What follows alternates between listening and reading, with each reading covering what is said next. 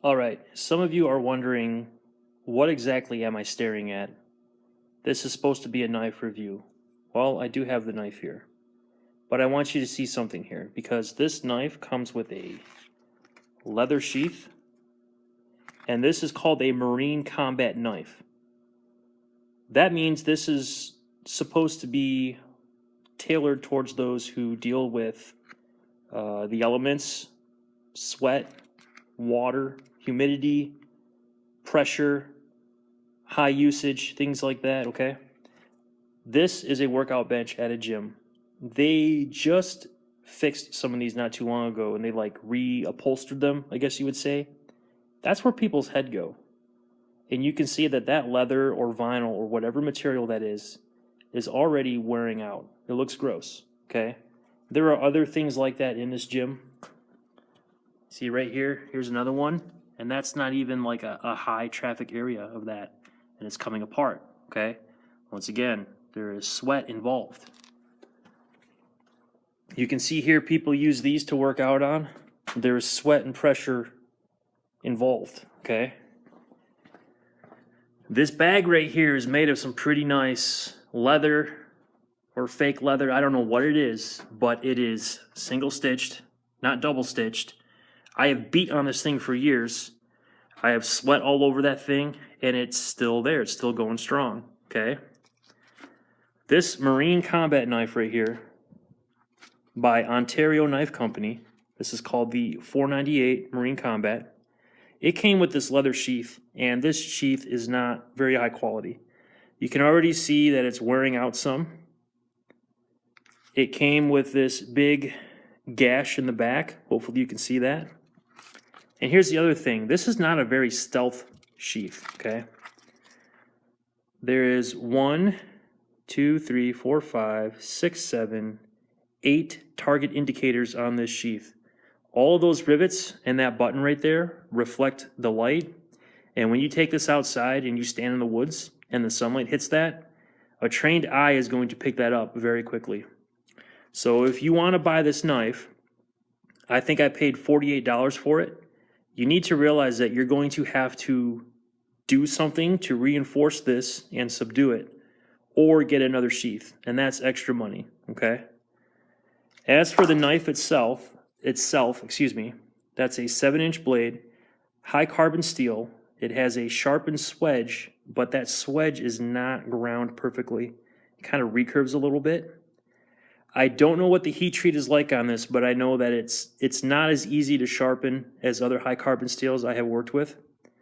It has a straight hilt, which I really do like, and it's kind of oval shaped. It has a stacked leather handle. There is a hidden stick tang that goes all the way through here. It's about half the width of the blade that you can see. It goes all the way through, and then it shrinks down a little more where that pin goes in, and that's the part you can see in the butt cap. Now, one thing about this model that I do kind of like, I'm not a fan of stick tangs, but if you're going to put a stick tang in there, I like the idea of having a flat guard. Reason being is that on this one, they cut the metal at a 90-degree angle to help form that tang, and you can tell that this is compressed, okay? So all of that stacked leather is pushing up on this hilt right here, and that is going to reinforce the parts of the blade that are not connected to the tang. It's not perfect. I wouldn't do a lot of chopping with this, but if all you're going to do is use this on a human body or to open up boxes of MREs, it should work. These grooves right here, they're kind of sharp. Okay, they're going to dig into your hand a little bit. It feels like basically this thing feels like it's hardwood, even though it's leather. I do like these grooves because I like to switch my grip. And it gives me something kind of to hang on to. Some people will also just drop it down like that. Different ways of doing it. The one thing I don't like about this handle is that these are very round instead of being oval. Oval is more optimal. When you grab something that's oval, if it's done right, generally the edge of this knife will line up with your knuckles, and that will help make sure that you're getting the edge to contact with whatever it is that you're slashing at. When it's round like that, sometimes that edge doesn't want to go where it's supposed to, and so you won't contact with the part that would be optimal for cutting, okay? The edge may be a little bit off. I do think I got my money's worth, but here's the thing. If you're going to call a knife a marine combat knife, and I don't know if you can see on here, but it does say US on there. This is made in America.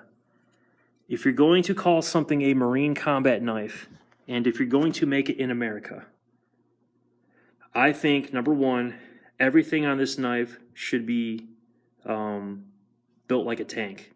Okay, premium steel, premium heat treat.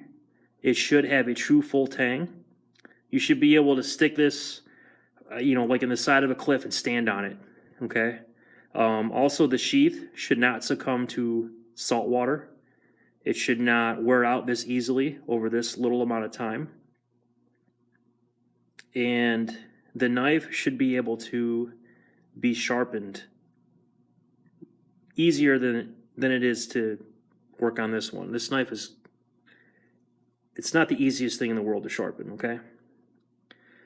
For $48, I think I got my money's worth. I guess you would say kind of nostalgic or sentimental over this shape. This is what the knives look like when I joined. And one of the first things I did when I graduated boot camp was buy an actual K-bar. But I gave it to my friend Bridget, who was going to college in Detroit. I figured she needed it more than I did. And the next K-bar I bought was a D2 Extreme Fighting Knife, but I traded it for an actual Nepalese kukri when I was in Kuwait. And after that, I just used kukris for a while. And now I'm getting back into this, and this was a cheaper way for me to get something like this back in my hands. I will probably use this out on the farm. I'll probably go to www.armorsheaths.com and get a custom sheath made for this. I understand it's only a $40 or $50 knife, but if you put the work into it, you can kind of refine this thing a little bit. And I think if you're careful with it, it'll last. I don't plan on chopping with it. I definitely would not baton with this. I'm not big on batoning anyhow. For what I'm going to use it for, I want to take care of it and make it last. I can justify buying a Kydex sheath for it. So that's probably what I'm going to do. What you can do to help make that sheath last longer, put some shoe polish on it, maybe put some camp dry on it, wrap it in electrical tape, and then get some camel form tape and put that over it. And that will help build that and keep some of the water out. There's things you can do. There's options.